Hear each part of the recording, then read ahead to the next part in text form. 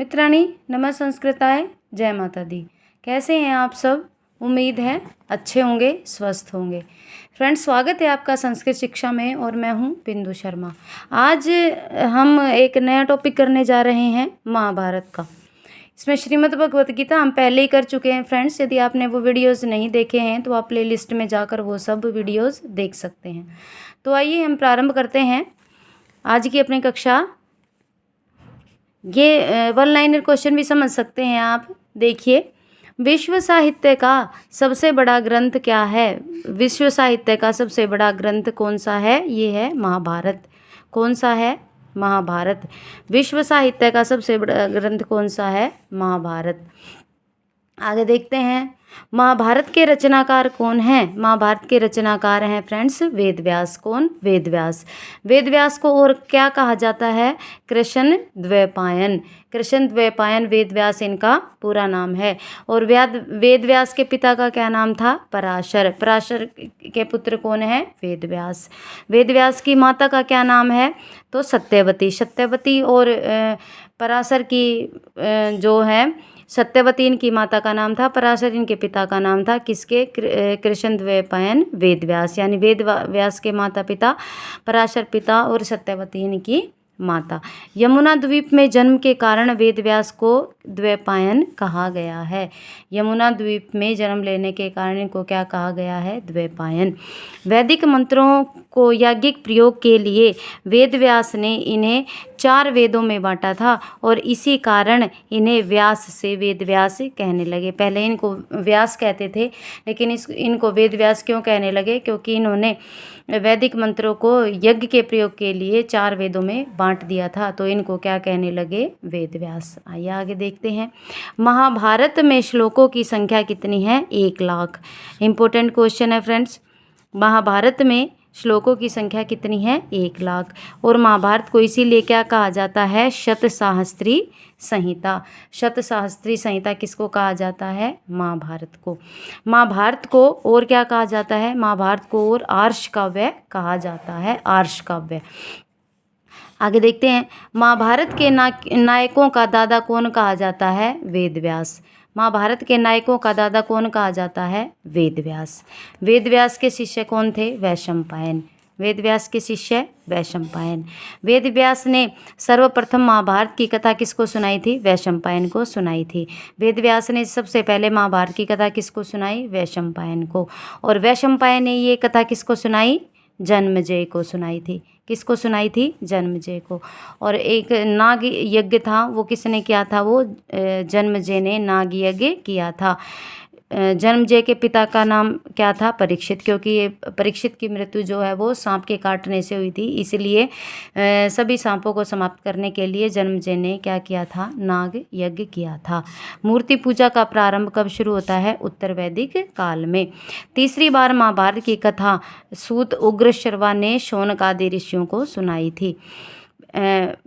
वेद व्यास के शिष्य कौन थे? वैशंपायन। सबसे पहले वेद व्यास ने ये कथा किसको सुनाई थी? वैशंपायन को। दूसरी बार ये कब सुनाई गई थी? जन्मेजय को। वैशंपायन ने जन्मेजय को सुनाई थी। और तीसरी बार जो महाभारत की कथा है वो उग्रश्रवा ने शौनक आदि ऋषियों को सुनाई थी। आइए आगे देखते हैं फ्रेंड्स। यदि कक्षा अच्छी लगे तो प्लीज़ लाइक कीजिए, शेयर कीजिए, कमेंट कीजिए और चैनल पर नए हैं तो प्लीज़ चैनल को सब्सक्राइब कीजिए।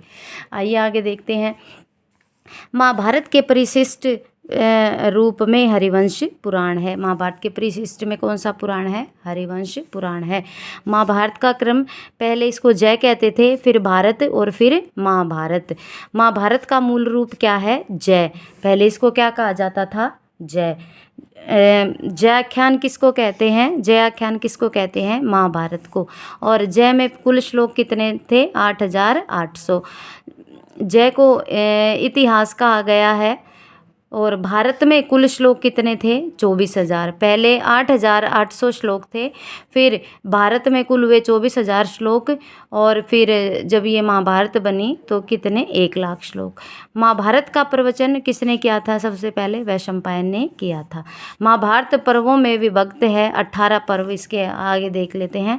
आदि पर्व, सभा पर्व, वन पर्व, विराट पर्व, उद्योग पर्व, भीष्म पर्व, द्रोण पर्व, कर्ण पर्व, शल्य पर्व, पर्व, शौप्तिक पर्व, स्त्री पर्व, शांति पर्व, अनुशासन पर्व, आश्वमेधिक पर्व, आश्रमवासिक पर्व, मौसल पर्व, महाप्रस्थानिक पर्व और स्वर्गारोहण पर्व। आगे देखते हैं, सबसे बड़ा पर्व कौन सा है? शांति पर्व। ये है 12वां। जो 12वां पर्व है वो है शांति पर्व, सबसे बड़ा। और सबसे छोटा कौन सा है? महाप्रस्थानिक। ये है 17वां। 12वां सबसे बड़ा और 17वां सबसे छोटा। तो सबसे बड़ा शांति पर्व 12वां और सबसे छोटा महाप्रस्थानिक पर्व 17वां। आइए आगे देखते हैं, शकुंतला उपाख्यान महाभारत के आदि पर्व में है। फ्रेंड्स, ये पूछे जाते हैं कि ये कौन सा उपाख्यान महाभारत के कौन से पर्व में है। कौरव और पांडवों का जन्म भी कब हुआ था? आदि पर्व में। पांडु की पत्नी का क्या नाम था? कुंती और माद्री। और धृतराष्ट्र की पत्नी का क्या नाम था? गांधारी। जरासंध वध कब हुआ था? सभा पर्व में जरासंध वध हुआ था। कब हुआ था? सभा पर्व में। आइए आगे देखते हैं, शिशुपाल वध कब हुआ था? शिशुपाल वध भी सभा पर्व में हुआ था। और जुए में पांडवों की हार कब हुई थी? ये भी सभा पर्व में हुई थी। पांडवों को वनवास 12 वर्ष का वनवास मिला था और 1 वर्ष का मिला था इन्हें अज्ञातवास। 12 वर्ष का वनवास और 1 वर्ष क्या मिला था इन्हें? अज्ञातवास। कितने वर्ष का? 1 वर्ष का। नलो उपाख्यान कहाँ वर्णित है? वन पर्व में। राम आख्यान भी वन पर्व में। सावित्री सत्यवान की कथा भी वन पर्व में है। तो नल का उपाख्यान, राम का आख्यान और सावित्री सत्यवान की कथा कहाँ है? ये वन पर्व में है। पांडव द्वैत वन में रुके थे और जयद्रथ द्वारा द्रौपदी हरण वन पर्व में वर्णित है। जब जयद्रथ द्वारा द्रौपदी हरण कौन से पर्व में वर्णित है? ये वन पर्व में वर्णित है। विराट मत्स्य वंश का राजा था। ये विराट वही राजा था जहाँ पर पांडवों ने अपना अज्ञातवास बिताया था। विराट की पुत्री उत्तरा, इसका विवाह अभिमन्यु से हुआ था। कीचक कौन था? कीचक विराट का साला था, जिसको इसका वध किसने किया था? भीम ने किया था। और विराट के यहाँ अज्ञातवास में 5 पांडवों के क्या नाम थे? युधिष्ठिर का नाम था व्याघ्रपदम, भीम का वल्लभ, अर्जुन का बृहन्नला, नकुल ग्रांथिक था, सहदेव अरिष्टनेमी और द्रौपदी किस नाम से थी? सैरंध्री। एक बार फिर देख लेते हैं, युधिष्ठिर का नाम था व्याघ्रपदम, भीम वल्लभ, अर्जुन बृहन्नला, नकुल ग्रांथिक, सहदेव अरिष्टनेमी और द्रौपदी का नाम था सैरंध्री। युद्ध की पूर्व पीठिका कहाँ पर वर्णित है? उद्योग पर्व में। कृष्ण द्वारा पांडवों का दूत बनकर कब जाया जाता है? कौन से पर्व में जाते हैं श्री कृष्ण? ये जाते हैं उद्योग पर्व में। और कृष्ण पांडवों के लिए कितना क्या मांगते हैं? केवल 5 गांव मांगते हैं। कृष्ण द्वारा कर्ण वृत्तांत उद्योग पर्व में सुनाया गया था। भीष्म के सेनापतित्व में महाभारत का युद्ध हुआ था 10 दिन तक। महाभारत के आदि पर्व का प्रतिपादक विषय क्या था? चंद्रो वंशो उत्पत्ति। आदि पर्व का प्रतिपाद्य विषय क्या था? चंद्रो वंशो उत्पत्ति। ये कौन से वंश के थे? ये थे चंद्रवंशी। और राम आदि कौन से वंश के थे? वे थे सूर्यवंशी। आइए आगे देखते हैं, महाभारत के भीष्म पर्व का प्रतिपाद्य विषय क्या था? गीता उपदेश। गीता का उपदेश। महाभारत के शांति पर्व का प्रतिपाद्य विषय क्या था? मोक्षोपयोगी उपदेश, की कैसे मोक्ष को प्राप्त किया जाए। श्रीमद् भगवत गीता का वर्णन कहाँ है? भीष्म पर्व में है। श्रीमद् भगवत गीता के कुल अध्याय कितने हैं? 18। फ्रेंड्स, हम डिटेल में श्रीमद् भगवत गीता कर चुके हैं। यदि आपको पढ़नी है तो आप प्लेलिस्ट में जाकर आप उसको देख सकते हैं, पढ़ सकते हैं। युद्ध के तीसरे दिन भीष्म वध के लिए अस्त्र उठाया था श्री कृष्ण ने। श्री कृष्ण ने युद्ध के तीसरे दिन भीष्म को मारने के लिए अस्त्र उठाया था। और किस पर्व में भीष्म सरसैया पर जाते हैं? भीष्म पर्व में ही। भीष्म के पिता का क्या नाम था? शांतनु। और माता कौन थी? गंगा। और भीष्म का नाम क्या था? देवव्रत। तो प्रतिज्ञा करने के कारण उन्हें भीष्म कहा गया। पहले क्या उनका नाम था? देवव्रत। और भीष्म के गुरु का क्या नाम था? परशुराम। द्रोणाचार्य के सेनापतित्व में महाभारत का युद्ध कितने दिनों तक चला था? 5 दिनों तक। और अभिमन्यु, जयद्रथ, घटोत्कच तथा द्रोणाचार्य का वध हुआ था द्रोण पर्व में। किस किस का? अभिमन्यु, जयद्रथ, घटोत्कच तथा द्रोणाचार्य का वध हुआ था द्रोण पर्व में। द्रोणाचार्य के सेनापति बनने पर कर्ण ने युद्ध किया था। द्रोणाचार्य का वध किसने किया था? धृष्टद्युम्न ने किया था। द्रोण वध के उपरांत उनके पुत्र अश्वत्थामा ने नारायण अस्त्र का प्रयोग किया था। नारायण अस्त्र का प्रयोग किसने किया था? अश्वत्थामा ने किया था, जब द्रोण का वध हो गया था उसके पश्चात। कर्ण का सारथी कौन था? मद्र नरेश शल्य। कौन था? मद्र नरेश शल्य। ये जो शल्य था फ्रेंड्स, ये पांडवों का मामा था और इसको धोखे से दुर्योधन ने अपनी सेना में कर लिया था। हस्तिनापुर गंगा नदी के किनारे बसा हुआ था। कौन सी नदी के किनारे बसा हुआ था? हस्तिनापुर गंगा नदी के किनारे। महाभारत के युद्ध के अंतिम दिनों का वर्णन कौन से पर्व में है? शल्य पर्व में है। और दुर्योधन का उरुभंग कौन से पर्व में है? ये भी शल्य पर्व में है। आइए आगे देखते हैं। द्रौपदी के पांचों पुत्रों के मारे जाने की कथा कौन से पर्व में है? ये है सौप्तिक पर्व में। कौन से पर्व में? सौप्तिक पर्व में। द्रौपदी के पांचों पुत्रों को किस किसने मारा था? कृपाचार्य, कृतवर्मा और अश्वत्थामा ने मिलकर मारा था। किस किसने? कृपाचार्य ने, कृतवर्मा ने और अश्वत्थामा ने मारा था। दुर्योधन की मृत्यु कौन से पर्व में हुई थी? सौप्तिक पर्व में। कौन से पर्व में? और उसका उरुभंग कब हुआ था? वो कौन से पर्व में हुआ था? शल्य पर्व में। कुंती पांडवों को कर्ण का वृतांत स्त्री पर्व में सुनाती है और युधिष्ठिर स्त्री जाति को स्त्री पर्व में ही शाप देते हैं। युधिष्ठिर क्या शाप देते हैं कि कुंती ने जब कर्ण की बात छुपा ली थी तो युधिष्ठिर पूरी स्त्री जाति को शाप देते हैं कि कोई भी स्त्री किसी भी बात को ज़्यादा दिन तक छुपा कर नहीं रख सकती। आइए आगे देखते हैं। कृष्ण के विनाश का शाप किसने दिया था? गांधारी ने दिया था। धार्मिक एवं दार्शनिक सामग्री सर्वाधिक कहाँ पर है? ये शांति पर्व में है। भीष्म द्वारा पांडवों को उपदेश कहाँ दिया गया था? ये दिया गया था फ्रेंड्स शांति पर्व में। शिव सहस्त्र नाम स्तोत्र और विष्णु सहस्त्र नाम स्तोत्र ये दोनों कहाँ पर हैं? ये दोनों हैं अनुशासन पर्व में। भीष्म का स्वर्गारोहण अनुशासन पर्व में ही है। शिव सहस्त्र नाम, विष्णु सहस्त्र नाम और भीष्म का स्वर्गारोहण कौन से पर्व में है? ये अनुशासन पर्व में है। युधिष्ठिर व्यास के आदेश से अश्वमेध यज्ञ करते हैं। किसके आदेश से? व्यास के आदेश से अश्वमेध यज्ञ करते हैं। यादव वंश का नाश कौन से पर्व में हुआ था? ये हुआ था मौसल पर्व में। और कृष्ण की मृत्यु किसके द्वारा होती है? कृष्ण की मृत्यु एक व्याघ्र द्वारा होती है। यादव वंश के विनाशक मौसल के नाम के कारण ही मौसल पर्व नाम पड़ा था। तो मौसल पर्व नाम क्यों पड़ा था? यादव वंश का विनाशक कौन था? एक मौसल के कारण ही मौसल पर्व नाम पड़ा था। अब देखते हैं आगे। पांडवों की हिमालय यात्रा का वर्णन कहाँ है? ये है महाप्रस्थानिक पर्व में।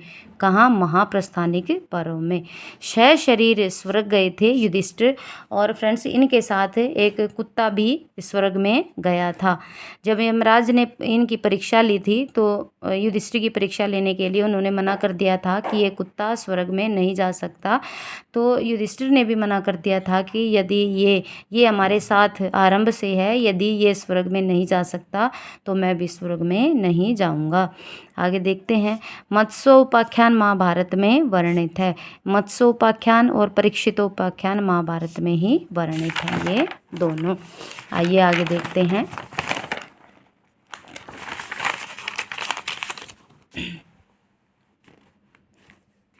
दुर्वासा उपाख्यान, तिलोत्तमा उपाख्यान और शारंगको उपाख्यान, पृथु आख्यान, पुरूरवा आख्यान, नागा आख्यान महाभारत में वर्णित है। कौन कौन से आख्यान वर्णित हैं? दुर्वासा उपाख्यान, तिलोत्तमा उपाख्यान, शारंगको उपाख्यान, पृथु आख्यान, पुरूरवा आख्यान और नागा आख्यान महाभारत में वर्णित है। महाभारत में कौन सा रस है? महाभारत में शांत रस है। फ्रेंड्स ये बहुत ही इम्पोर्टेंट क्वेश्चन है क्योंकि महाभारत में इतना युद्ध आदि है तो हम वीर रस मान लेते हैं, लेकिन महाभारत में शांत रस है। और रामायण में कौन सा रस है? रामायण में है करुण रस। कौरवों की बहन का क्या नाम था? दुशाला। कौरवों की बहन कौन थी? दुशाला। और पांडवों के पुरोहित का क्या नाम था? धौम्य। राजा, ये उत्तर जो था ये राजा विराट का पुत्र था, जिसके साथ पांडवों आदि ने युद्ध किया था। जब पांडव अज्ञातवास में थे तो कौरवों ने उनको पहचानने के लिए उन पर आक्रमण किया था। तब अर्जुन ने युद्ध किया था विराट की तरफ से। महाभारत के युद्ध में कुल सेनापति कितने थे? 4। कुल सेनापति कितने बने थे? 4 बने थे। पहले थे भीष्म, दूसरे थे द्रोण, तीसरे थे कर्ण और चौथे थे शल्य। भीष्म फ्रेंड्स 10 दिन तक रहे थे और द्रोण 5 दिन तक रहे थे और 2 दिन तक कर्ण थे और लास्ट वाले दिन, जो अंतिम दिन वाले दिन, तो कौन थे? वो शल्य थे। तो कुल सेनापति कितने बने थे? 4। अर्जुन को नपुंसक बनने का शाप किसने दिया था? ये उर्वशी ने दिया था। किसने दिया था? उर्वशी ने। अभिमन्यु के पुत्र का क्या नाम था? परीक्षित। और दुशला का पति कौन था? जयद्रथ। इसने ही द्रौपदी का अपहरण कर लिया था और जिसको बाद में पांडवों ने मारा नहीं था, इसको जीवित छोड़ दिया था। महाभारत एक कैसा ग्रंथ है? महाभारत एक ऐतिहासिक ग्रंथ है। और श्री कृष्ण के शंख का क्या नाम है? पंचजन्य। इनके श्रीमद् भगवत गीता में जब हमने किए थे तो सभी के 5 पांडवों और श्री कृष्ण के शंख के नाम भी हमने उसमें पढ़ रखे हैं। यदि आप वो वीडियो देखना चाहें तो देख सकते हैं। महाभारत में वंश है, चंद्रवंश है और कुंती पुत्री थी किसकी? सूरसेन की। तो फ्रेंड्स, ये थी हमारी आज की कक्षा। यदि आपको कक्षा अच्छी लगी हो और पसंद आई हो तो प्लीज़ लाइक कीजिए, शेयर कीजिए, कमेंट कीजिए और यदि चैनल पर नए हैं तो प्लीज़ चैनल को सब्सक्राइब कीजिए। अपना समय देने के लिए धन्यवाद। आज के लिए बस इतना ही। कल मिलते हैं एक नई कक्षा के साथ। और यदि आपको और ग्रंथ भी पढ़ने हैं, उत्तर रामचरित, कादम्बरी, अभिज्ञान शाकुंतलम आदि ग्रंथ, तो आप वो प्ले लिस्ट में जाकर वो सभी ग्रंथ के वो प्रश्न हैं वहाँ पर, तो आप वहाँ पर जाकर देख सकते हैं। तो आज के लिए बस इतना ही। धन्यवाद। नमो नमः।